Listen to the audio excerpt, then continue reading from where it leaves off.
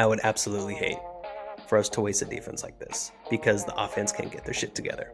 You just need 3 or 4 yards. Why are you chucking it 30, 40 yards down the field to a receiver that is not going to make that play?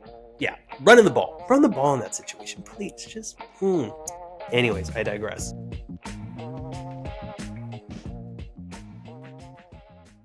What's going on, everyone? You are listening to the Antonio Chaudan Sports Podcast. I'm your host, Antonio Chaudan, and I appreciate you all tuning in. I have a pretty Chiefs-heavy show today, and that's really what I'm going to be focusing on. I know typically I do scores for this upcoming weekend. I'm going to save that for tomorrow because I really want to just focus in on the Chiefs and what I think they have come to be up to this point, 8 weeks through the season. I definitely have a lot of thoughts on our loss against the Denver Broncos, which was a game where a lot of streaks were broken. Don't remind me. I'm just going to lay them all out there. And then what I think is going to be going on for this Dolphins matchup that we have this Sunday, 9:30 a.m. Eastern time in Germany. So we're going to get to that. I'll have a predictions video for tomorrow, but this is going to be going out today, Wednesday, November 1st. So yeah, let's get to it. Alrighty, so I have a few thoughts in how I'm really just gonna, compartmentalize all this. Is I'm gonna talk about first my thoughts on the Denver game. I know I didn't have a show last week, so I wasn't able to talk about the Chargers game. I've been a little sick for the past 5 or 6 days now, but I'm on the mend. I'm improving. I feel better. So I'm glad we beat the Chargers. That was a good game. But yeah, we need to talk about this Denver game. I'll go into how I think we are going to beat the Dolphins. Spoiler alert, I'm going to pick us to win that game, but I will tell you why, and I'm going to tell you how we need to do so, and why this game in particular, as well as the game coming off of our bye week against the Eagles on Monday Night Football, is very crucial and how it's really going to, set the tone for the remainder of the season that we have. So, first off, with this Denver game, utterly embarrassing. There were 4 streaks that really stuck out to me that were broken. The first streak is that Patrick Mahomes went 29 straight games where he threw at least one touchdown pass.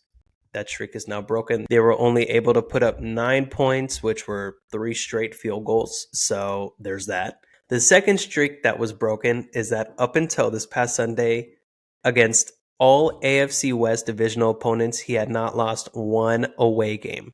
So whether if it was at Chargers, at Broncos, at Raiders, he did not lose any of those games, which is insane. Until this past Sunday at Denver. That's streak number 2. Streak number 3 that was broken was his own personal record against the Broncos that was undefeated. He was undefeated against the Denver Broncos starting from his first start, which was week 17, it was week 17 because at the time they still only had 16 games. Week 17 against the Broncos. Again, this is when we still had Alex Smith as a starter, and he had an incredible game. That was the game where he did the left-handed shuffle pass to Tyreek, and we won that game. Yeah, that's where it all started. And he had won like 11 or 12 straight games, again, undefeated in his career against the Broncos up until this past Sunday. That's streak number 3. Streak number 4 was that 15-game winning streak that the Chiefs had over the Broncos that spanned all the way from like September of 2015. Again, I was like a freaking sophomore in high school. That was the last time that the Broncos had beaten the Chiefs.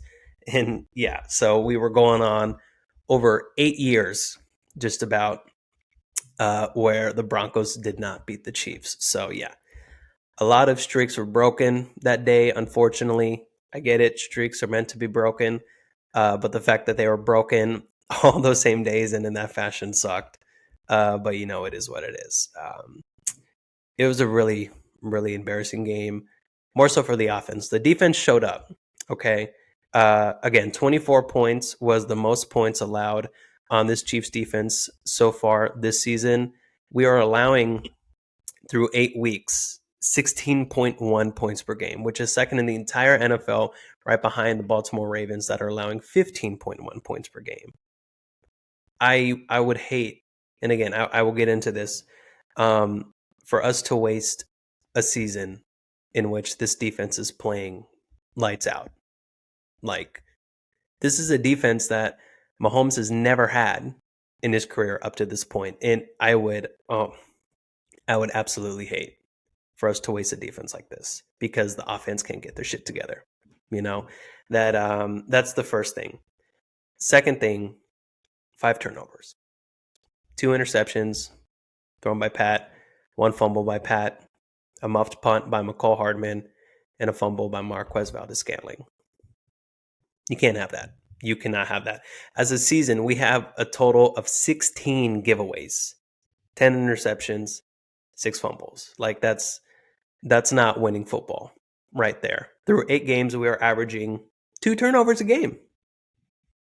You can't have that, man. You just cannot. And as a result, you're putting the defense in tough spots where, again, the fact that we were only able to hold Denver to 24 points, again, is still great.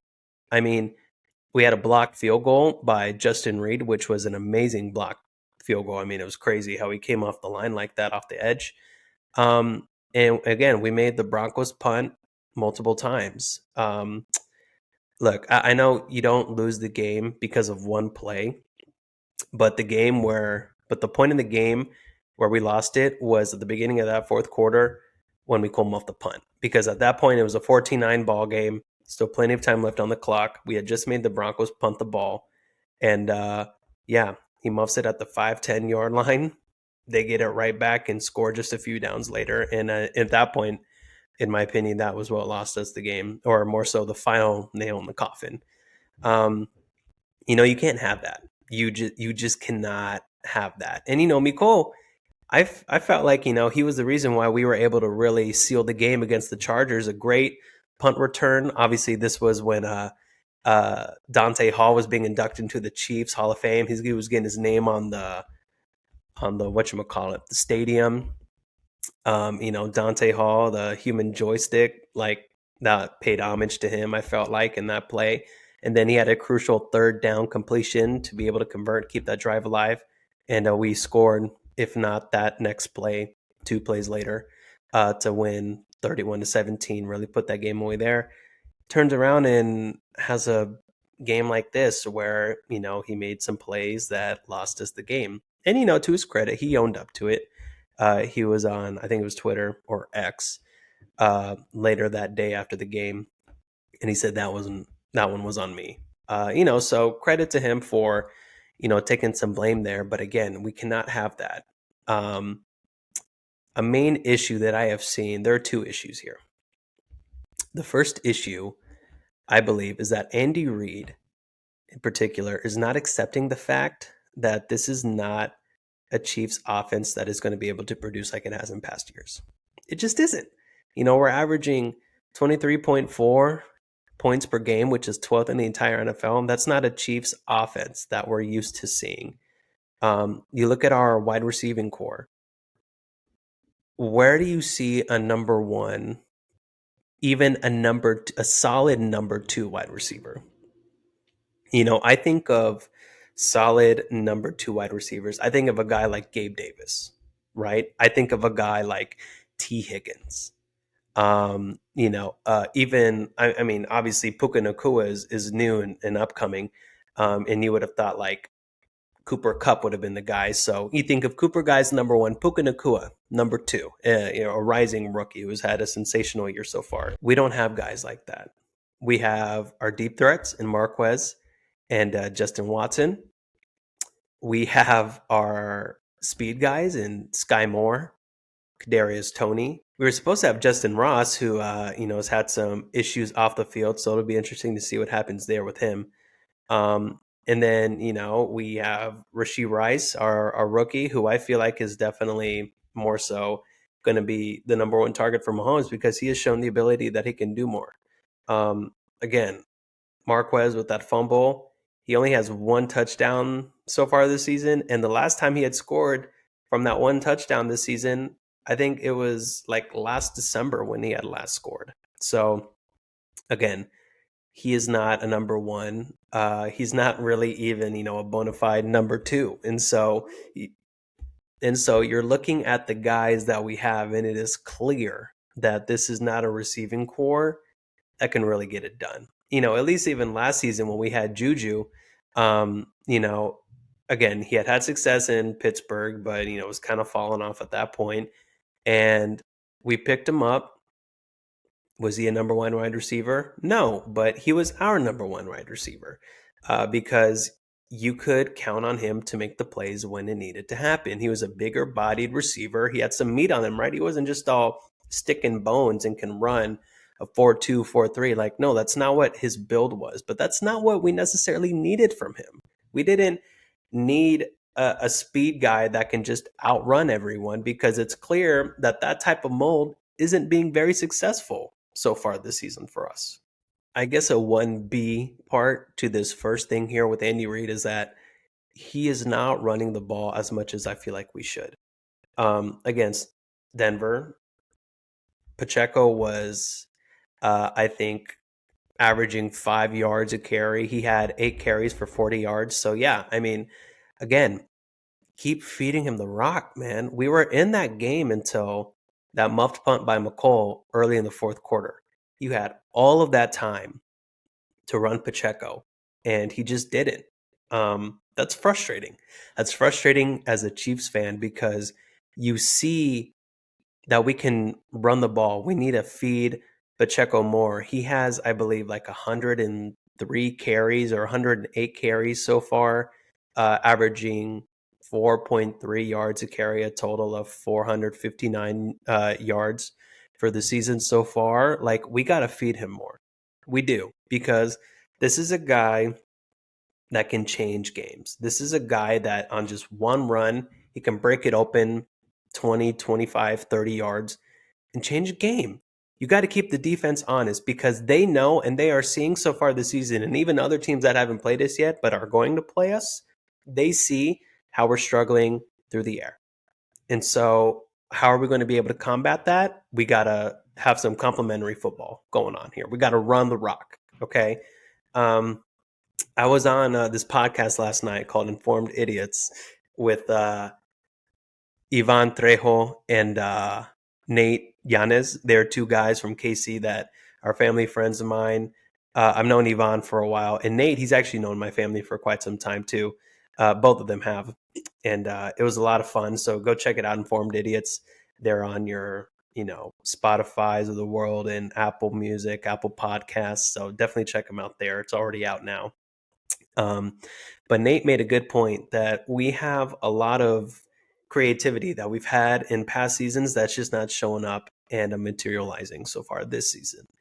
That, fake handoff or little shuffle pass to the middle, teams are figuring that out now. And, he was saying how, back in the early Andy Reid days with the Chiefs when we had Jamal Charles, we had like two running backs lined up in the backfield, and we just spam screen passes left and right with these guys, getting our playmakers out in space and letting them do their work, right? That's something that we need to start incorporating again, because far too often I have seen Patrick Mahomes, and I love him, and this is kind of the second part that I'm going to be talking about that's just so frustrating, is you can have like a 3rd and 3, 3rd and 4 situation where we just get a first down. Just get a first down.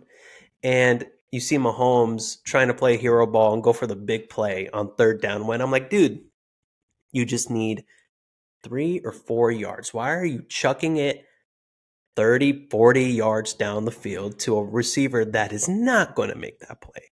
They're just not. More often than not, I will take it 8 times out of 10, maybe 9 times out of 10, that play will not be completed.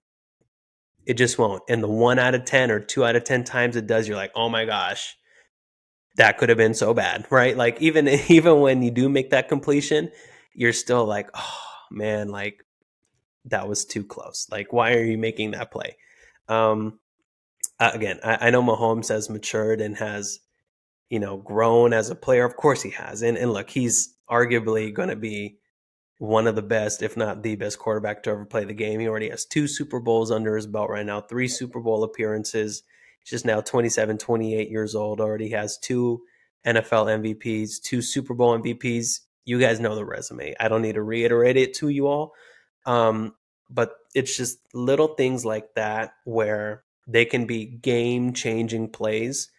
Just get the first down right at the sticks. I don't even care if it's like, even a yard pat, like just get it right where we need to get it. Okay.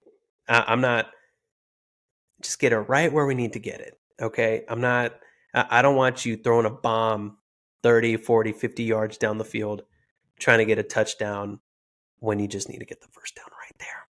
Okay. Especially when this is an offense that's struggling and we need time of possession. That is crucial.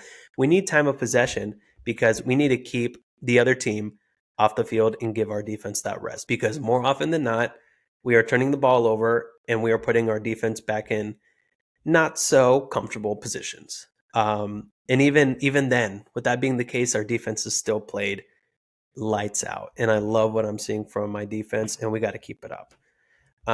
So yeah, it's just those two things that are really, irking me up to this point is that Andy Reid needs to realize and needs to accept the fact this is more of a defensive minded team.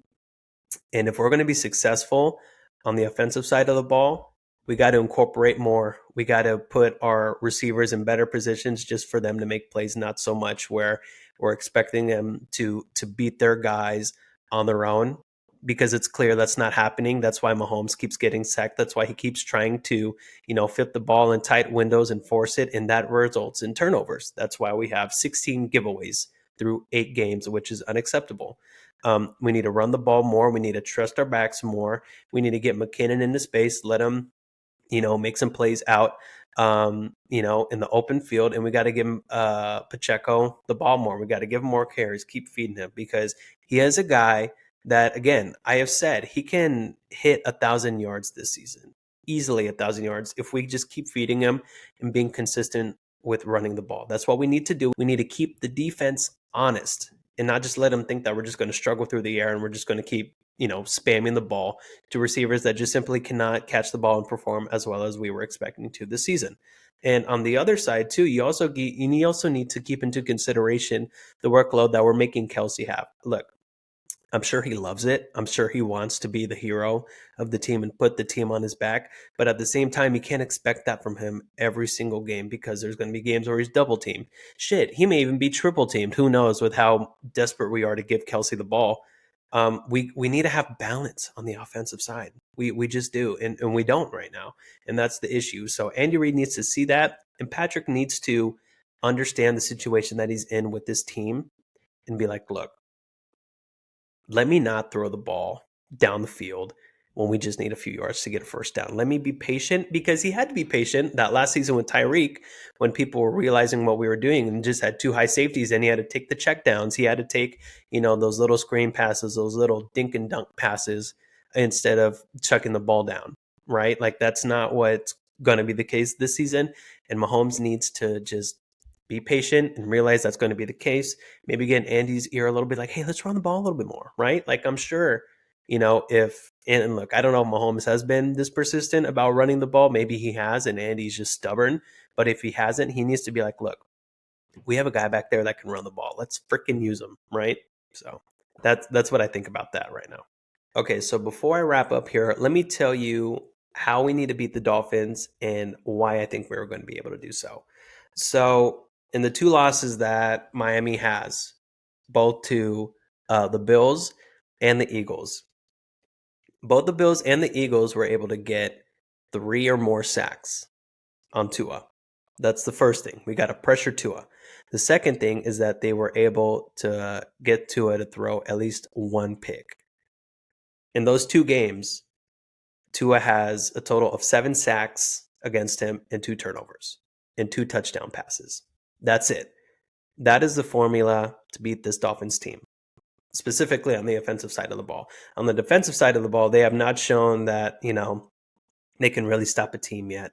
especially one of these upper echelon teams like the Chiefs. And yes, the Chiefs are an upper echelon team because everyone and their moms is acting like the freaking sky is falling because we have one loss to the Broncos and one loss to the Lions. Let's freaking relax, okay? We are still tied for the best record in the entire AFC and the second overall best record in the entire NFL. The only team that is 7-1 are the Philadelphia Eagles, and they almost lost twice to the Commanders this season. So let's relax. There's a bad loss for every single team so far this season that is supposed to be good or that is good. So, anyways, I have to say that because again, everyone's like, "Oh, what's going on with the Chiefs now?" Okay, the Bills lost twice. They lost to the Jets week 1, and they lost to the Jaguars. The Jaguars lost 2 games, one to the Chiefs, and a really bad loss to the Texans. The Eagles, we know their loss, and then they almost lost twice to the Commanders. It took them one overtime, and then they came back against the Commanders that should have won that game.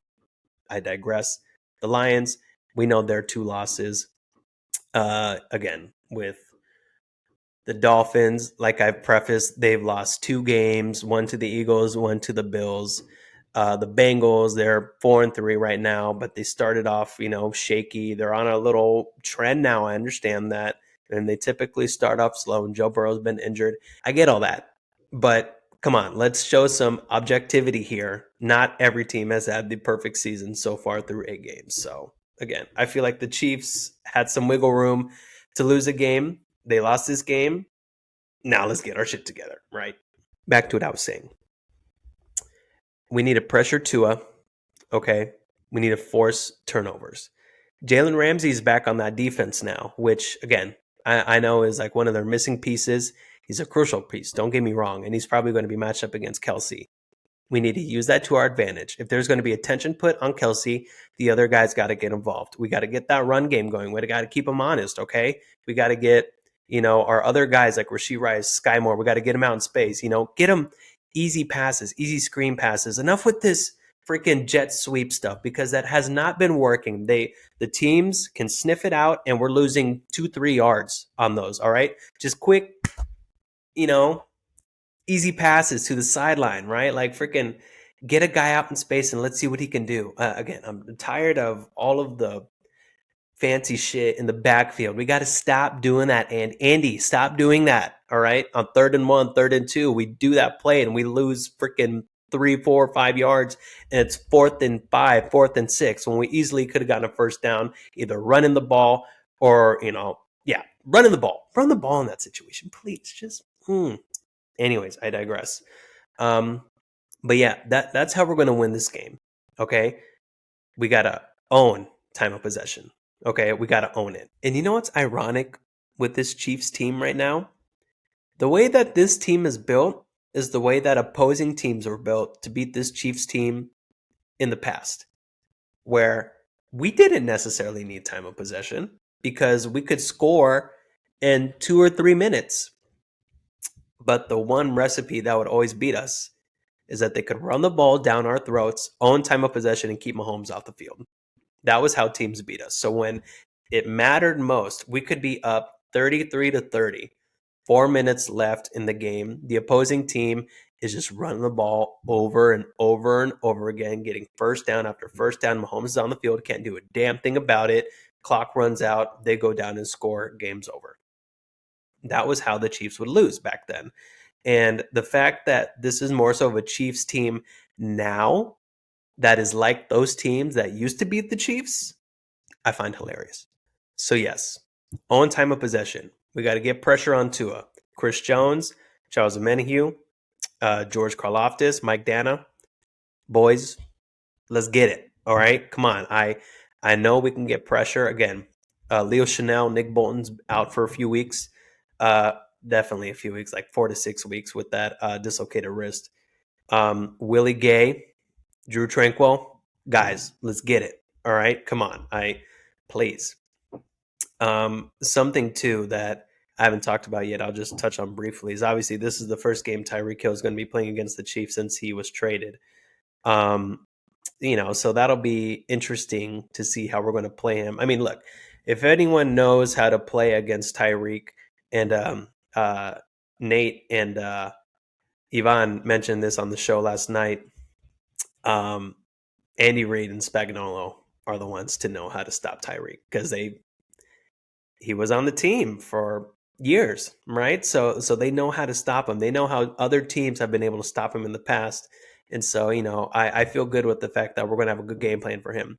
What I don't want is all the attention goes to him, and then Jalen Waddle comes back and gives us like a buck 50. Like that's not what I want either. So yeah, I getting pressure on Tua is crucial. So yeah, I feel good going into this game. The Chiefs need this game because if we can win this game, go into our bye week 7-2, come back because Andy Reid's notorious for coming off of a bye and kicking ass. We beat the Eagles in prime time. 8-2 sounds a lot better than 6-4. It just does. And you know what? Those few games are a difference between getting the number one seed in the AFC, between even making the playoffs, right? And again, all the records are so close. We're tied with the Jaguars and the Dolphins with our 6-2 record. The Bills are 5-3. The Bengals are 4-3. Like again, we gotta get it together. The Ravens too are 6-2. Like we gotta get it together, guys. All right, like let's just calmate. Okay. Just to give a quick score of what I think this game will be, I think the Chiefs are going to win 27-23. We're definitely not going to hold them to the average. We've been holding teams at 16.1 points per game. You have to put respect on that Miami offense, but I feel like the defense are going to make plays. I feel like we're going to be able to score on this defense, and we're going to have a fire lit under our ass, and that's exactly what we need. So yeah, I feel good. Right? It'll be interesting to see how the Chiefs handle this adversity because, again, that Broncos loss was embarrassing. I hope they're embarrassed because it was embarrassing as a fantasy, the product they put out there on that field. So I feel good. I think this is a mature team. This is a team, that has experience, no doubt. A team that has won 2 Super Bowls in the past 4 years. So come on, guys, let's get it. All right. I will give a prediction for the other scores that I think will be taking place this weekend tomorrow. So yeah, this will obviously be coming out today. I'll have that prediction video for tomorrow. But until then, thank you all for watching, and I will catch you all later. Peace.